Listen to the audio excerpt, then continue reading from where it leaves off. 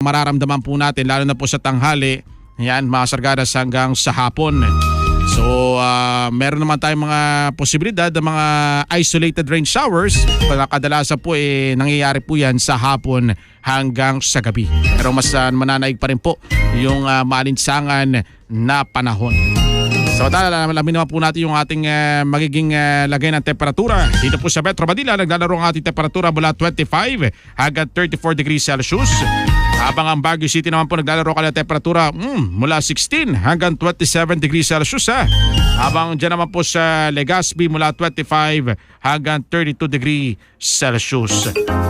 Samantala mga sargadas, sa Visayas naman po partikular sa Metro Cebu at maging sa Iloilo at Tacloban. Naglalaro ka ng temperatura mula 25 hanggang 33 degrees Celsius.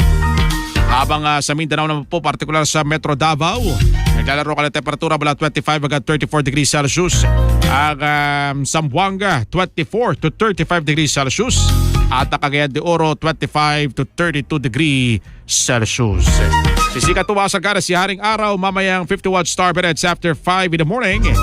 At asa naman pong, sakto. Ito na po, pasikat na nga po si Haring Araw.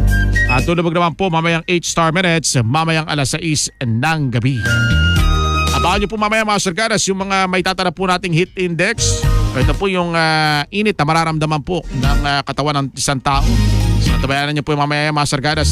Dito pa rin po sa inyong himpilang pinapakinggan. 102.7 Star FM. Like mo, share mo. Kaya pa rin po nakikinig sa programang Pinoy Morning na Gising na. Good morning! 102.7 Star